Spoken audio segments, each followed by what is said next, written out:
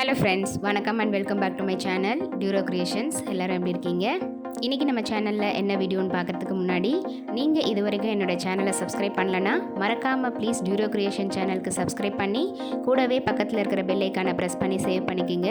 Video ரொம்ப இன்ட்ரெஸ்டிங்காகவும் யூஸ்ஃபுல்லாகவும் இருக்கும். லாஸ்ட் வரையும் ஸ்கிப் பண்ணாமல் பார்த்துட்டு பிடிச்சிருந்தா உங்கள் ஃப்ரெண்ட்ஸுக்கும் ஷேர் பண்ணுங்கள், லைக் பண்ணுங்கள். வித்தவுட் ஃபர்தர் டிலே வாங்க வீடியோ பார்க்கலாம்.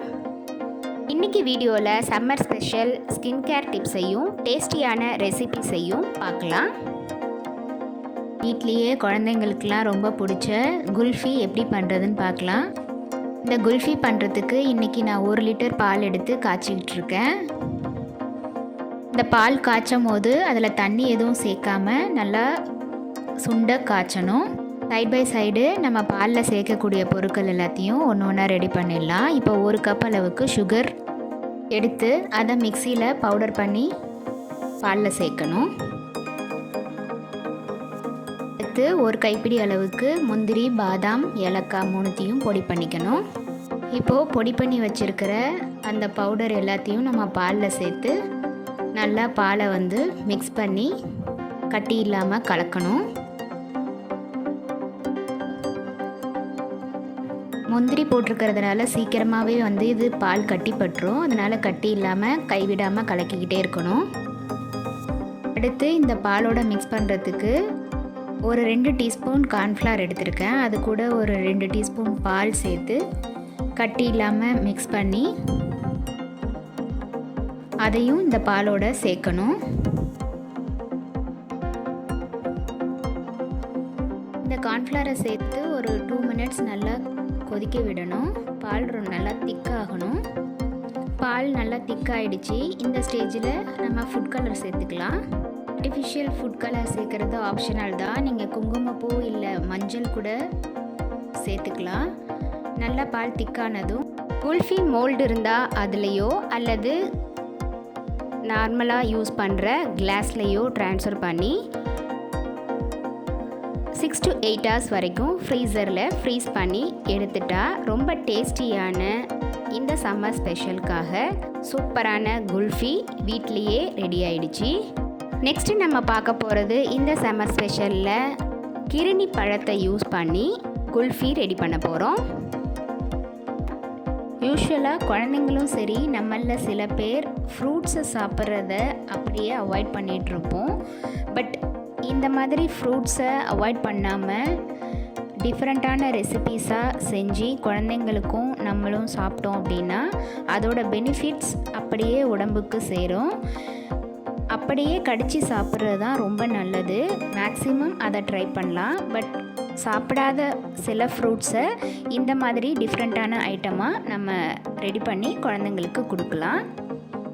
இப்போ ஒரு கிருணி பழத்தை எடுத்து நல்லா வாஷ் பண்ணிவிட்டு அதோட ஸ்கின்னெல்லாம் பீல் பண்ணி எடுத்துட்டு வெறும் பல்ப்பை மட்டும் கட் பண்ணி ஒரு பாத்திரத்தில் எடுத்துக்கலாம்.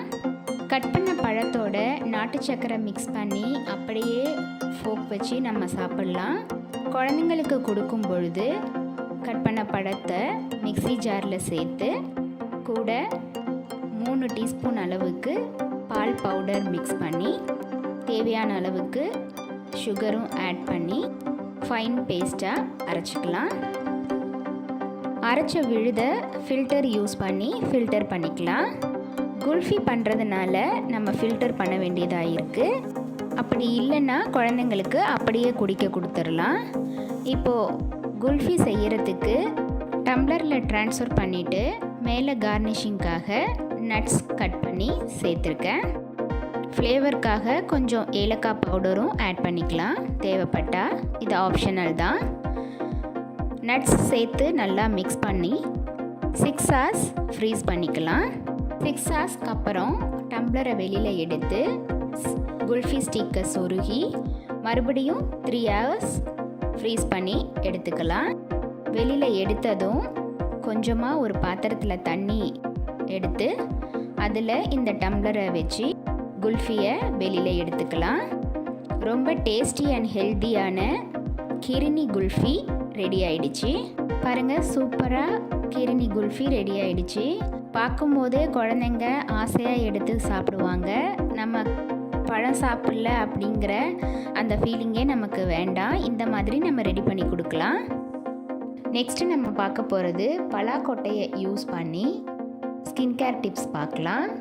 இந்த ஸ்கின் கேர் டிப்ஸ் ரெகுலராக நீங்கள் ஃபாலோ பண்ணிக்கிட்டு வந்தீங்கன்னா ஸ்கின் எப்போதும் ஏஜ்லெஸ்ஸாக, ரிங்கிள் ஃப்ரீயாக, இன்ஸ்டன்ட் க்ளோயிங்காக சூப்பராக இருக்கும். இதை எப்படி ரெடி பண்ணணும் அப்படின்னா, பலாக்கொட்டையை நிழலில் காய வச்சுட்டு அதோட ஸ்கின்னெல்லாம் பீல் பண்ணி எடுத்துட்டு உள்ளே இருக்கிற பருப்பை உடச்சி மிக்ஸி ஜாரில் சேர்த்துக்கலாம். அப்படியே மிக்ஸி ஜாரில் சேர்த்தோம் அப்படின்னா பவுடர் ஆகாது, அதனால் உடச்சி சேர்த்துக்கணும். மிக்ஸி ஜாரில் சேர்த்து நல்லா ஃபைன் பவுடராக அரைச்சிக்கலாம். அரைச்ச பவுடரை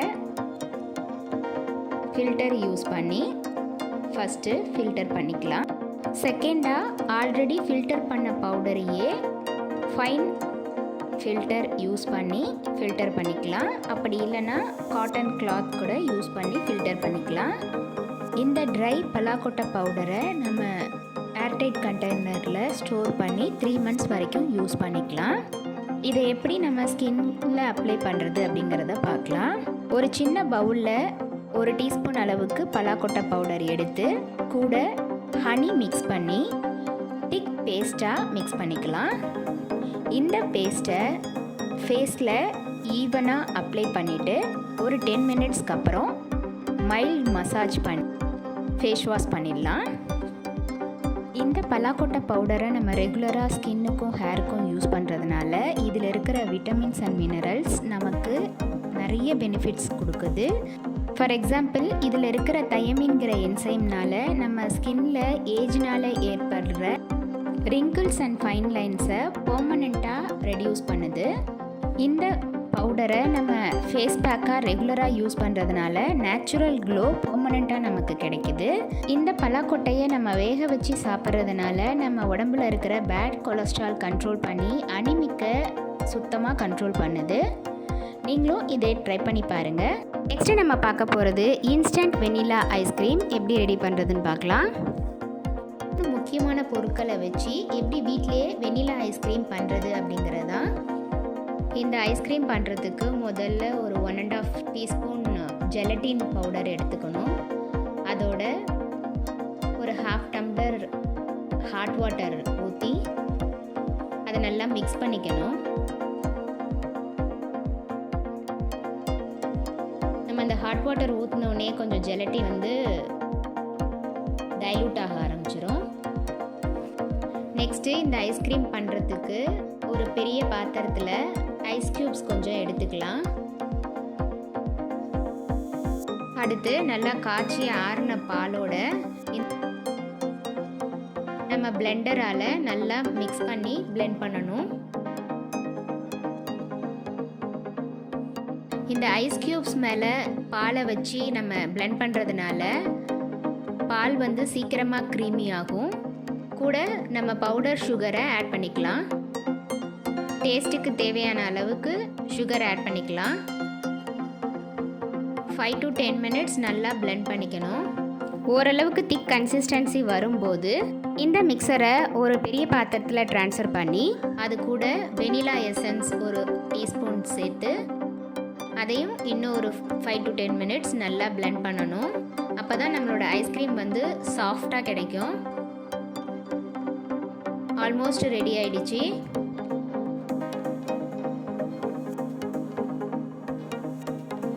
பிளெண்டர் இல்லை அப்படின்னா இதே ப்ராசஸை நம்ம மிக்சியில் கூட பண்ணலாம். மிக்சியில் இதே மாதிரி மிக்ஸ் பண்ணி ஒரு கப்பில் ட்ரான்ஸ்ஃபர் பண்ணிவிட்டு அதை ஒரு 20 minutes ஃப்ரீசரில் வச்சு எடுத்துடலாம். 20 minutesக்கு அப்புறம் பார்த்தோம் அப்படின்னா நம்மளோட சாஃப்டான வெனிலா ஐஸ்கிரீம் ரெடி ஆயிடுச்சு. இன்றைக்கி ஷேர் பண்ண எல்லா டிப்ஸையும் நீங்களும் ட்ரை பண்ணி பார்த்துட்டு எப்படி இருக்குன்னு உங்கள் கமெண்ட்ஸை போஸ்ட் பண்ண மறந்துடாதீங்க. இந்த வீடியோ கண்டிப்பாக உங்களுக்கு இன்ட்ரெஸ்டிங்காகவும் யூஸ்ஃபுல்லாகவும் இருந்திருக்கும்னு நினைக்கிறேன். வீடியோவை ஸ்கிப் பண்ணாமல் லாஸ்ட் வரைக்கும் பார்த்ததுக்கு ரொம்ப தேங்க்ஸ். இந்த வீடியோ பிடிச்சிருந்தா ப்ளீஸ் லைக் பண்ணுங்கள், ஷேர் பண்ணுங்கள் அண்ட் மறக்காமல் டியூரோ கிரியேஷன் சேனலுக்கு சப்ஸ்கிரைப் பண்ணி எனக்கு சப்போர்ட் பண்ணுங்கள். நெக்ஸ்ட்டு ஒரு இன்ட்ரெஸ்டிங் அண்ட் யூஸ்ஃபுல்லான வீடியோட உங்களை மீட் பண்ணுறேன். டில் தென் பை ஃப்ரம் டியூரோ கிரியேஷன்ஸ். தேங்க்ஸ் ஃபார் வாட்சிங்.